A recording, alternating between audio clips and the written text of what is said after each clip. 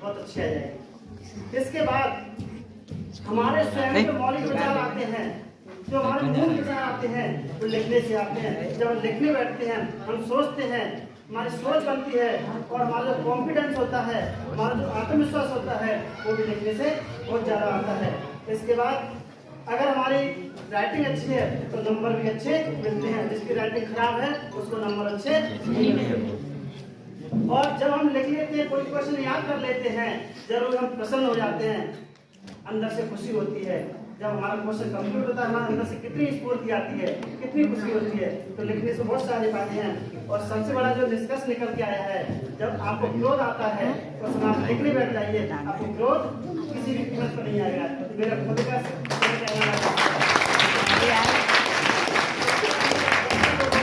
मैंने 11 लोगों पर रिसर्च किया कि जब भी आपको गुस्सा आती है, मोबाइल को मत फेंको, गिलास को मत तोड़ो, किसी से गाली मत दो, लेकिन आप थोड़ा लिखने के लिए बैठ जाइए, आपका क्रोध और लगभग खत्म हो जाएगा। अगर मैं झूठ बोल रहा हूँ, आप इतने लोग बैठे हैं, स्टूडेंट और शिक्षक, सभी प्रयास कर रहे हैं देखना ये रिसर्च मेरा सही है या गलत है।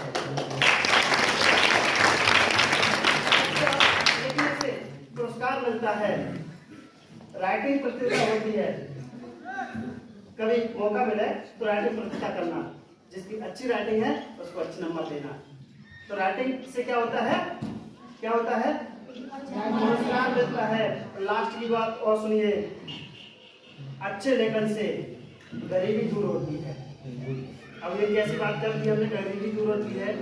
आपने पेपर पढ़ते होंगे, संपादकीय पढ़ते होंगे, अगर उस पर जो आर्टिकल देते हैं, बुक्स जो लिखते हैं, उनके घर में लाख करोड़ की इनकम होती है। जो भी एक बुक आपकी 500-700 रुपये की, उसमें से लेखक के पास 500 रुपये जाते हैं, 200 रुपये प्रिंटिंग प्रेस के पास जाते हैं। तो हमारी गरीबी किससे दूर होती है, लिखने से दूर होती है। 5 साल बाद है, आप इसको ध्यान में रखेंगे, जरूर आपको नया बुक मिलेगा। तो मैंने आपको लिखने की बात बताई है, अब पढ़ने की बात ध्यान से सुनना, जैसे आपने लिखने की बात है। आज आपको संकल्प लेना है, दृढ़ संकल्प लेना है, कसम खानी है कि आज हम दोनों ही काम करेंगे। अब तीसरा काम मैं और बता के जाऊंगा। पढ़ने से कितने फायदे हो, तो अनेक फायदे हैं, लेकिन मैंने 8-10 पॉइंट नोट किए हैं। नंबर 1, कॉन्फिडेंस बढ़ता है। क्या? जितना आप पढ़ेंगे, इन बच्चों की स्क्रिप्ट मैडम बहुत शानदार थी, एक एक शब्द इन्हें बहुत शानदार बोला, मेरे दिल और दिमाग को छू गए। जैसे आयात हूँ, आयात रहूंगा और आयात थे, ये किसके शब्द थे, चंद्रशेखर आजाद, जैसे कि कैसी स्क्रिप्ट थी। तो कॉन्फिडेंस किससे बढ़ेगा, जब तक आप पढ़ेंगे तब। अगर मैं आपसे कोई क्वेश्चन पूछ लूं कि प्रकाश संश्लेषण की परिभाषा क्या है, प्रकाश संश्लेषण की परिभाषा क्या है, जिनको याद होगा, जिसने पढ़ा होगा तो क्या बता देगा, और जिसने मक्कारी की होगी वो नहीं बता पाएगा। ठीक। दूसरा है, पढ़ने से ज्ञान में वृद्धि होती है। क्या है, जब तक आप पढ़ेंगे तब तक नॉलेज आसमान को छूएगी। और पढ़ने से ही दुनिया की जानकारी मिलती है। आप पेपर पढ़ते हैं, किताब पढ़ते हैं, पत्रिका पढ़ते हैं, आपको तमाम देशों की जानकारी मिल जाएगी। मैं आपसे पूछूं पाकिस्तान की जानकारी कहाँ पर है, आप बता देना है, चाइना की जानकारी कहाँ पर है, भूटान की कहाँ पर है, बांग्लादेश की कहाँ पर है, अमेरिका की कहाँ पर है, आप बता देंगे। पढ़ेंगे तो नहीं पढ़ेंगे। सोच विकसित होती है, जब आप पढ़ते हैं आपके मन में नए नए आइडिया आते हैं, विचार आते हैं, और सब चीजों को आते हैं पढ़ने में। एकाग्रता, कंसंट्रेशन पावर बढ़ती है। अगर पढ़ते रहेंगे जरूर आपकी जो कंसंट्रेशन पावर है जरूर बढ़ती रहेगी। और हमारी दृष्टि पारक होती है, पारखनी से हम परख कर लेते हैं कि ये व्यक्ति अच्छा है, ये व्यक्ति बुरा है, एक क्वेश्चन आने वाला है, एक क्वेश्चन नहीं आने वाला। हमारी पारक की दृष्टि बनती है। और जो रिसर्च निकल के आए तो सामान्य बात करती है, अगर आप पढ़ने बैठते हैं, आपको टेंशन है, मुसीबत है, परेशानी है, उस समय आप पढ़ने बैठ जाइए, जरूर आपका तनाव, टेंशन कम हो जाएगा। ये काम आप कर सकते हैं और नए आइडिया, नए विचार आते हैं। और पढ़ने से हम तर्कवादी, लॉजिकल माइंड बनता है। क्या बनता है, लॉजिकल। जितना आप ज्यादा पढ़ोगे उतनी आपके मन में ज्यादा विचार अच्छे आएंगे। और ज्यादा पढ़ने से, किसी बच्चे ने बोला, बोलने से क्या होता है, हमारे बोलने की कला विकसित होती है। जो व्यक्ति ज़्यादा पढ़ता है उसकी भाषण ज़्यादा अच्छे होते हैं। जो बच्चा अभी भाषण पढ़ता था वही 26 जनवरी पे, तो जो ज़्यादा पढ़ेगा भगत सिंह, सुखदेव, राजगुरु के बारे में, तो उनको परफेक्ट बोलने की कला बहुत अच्छी आएगी। मरते बिस्मल रोशन लाड़ी, अस्फाक अत्याचार से, इनके रुदर से पैदा होंगे सैकड़ों की धार से।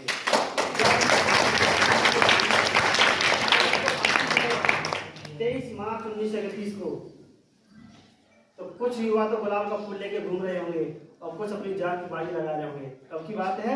23 मार्च 1931 की बात है। हमारा देश आजाद नहीं था, गुलाम था। 23 मार्च 1931 से लेकर 1947 तक मेरे देश के युवा थे। भगत सिंह, सुखदेव, राजगुरु के अलावा और भी उस समय अपनी जान की बाजी लगा दी और 26 जनवरी 1950 को देश हमारा गणतंत्र हुआ। उससे पहले हमारा देश स्वतंत्र हुआ। 15 अगस्त 1947 हमारा देश आजाद हुआ। इससे पहले हम कौन थे?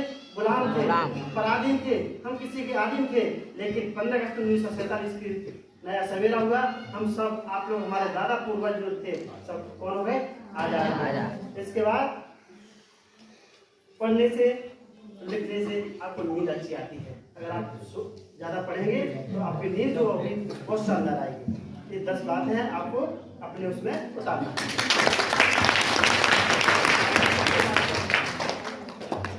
हम भी परीक्षा देंगे और टीचर की तो पल पल पर परीक्षा होती है। टीचर की पल पल पर परीक्षा होती है कि व्यक्ति अपने, कहा जाता है इंग्लिश में कहावत है, health is loss nothing loss, और इसके बाद है wealth is loss nothing loss, health is loss something loss, और character is loss everything is loss. अगर आपका धन खो गया, कुछ भी नहीं गया। अगर बॉडी में कहीं चोट हो गई तो थोड़ा बहुत चला गया है। अगर आपका कैरेक्टर चला गया, आपके पास कुछ नहीं बचा। तो आधार है, तो हमारा कैरेक्टर है, हमारा चरित्र है। अगर चरित्र जिसका चला गया, सब कुछ चला, उसके पास कुछ नहीं बचा। वो व्यक्ति जिंदा है लेकिन जिंदगी लाश के समान है। इसलिए हम अपने चरित्र को सब देंगे। अब परीक्षा के समय दिक्कत क्या क्या आती है बेटा, ध्यान से सुनना।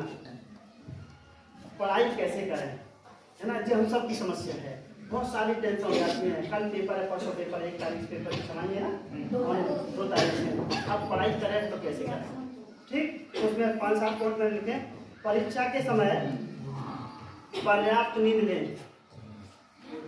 नींद, हाँ, पर्याप्त मतलब जितनी हमें आवश्यकता है। 8-8 7 घंटे नहीं, 5 घंटे में नींद पूरी हो जाती है, 2 घंटे में नींद पूरी हो जाती है।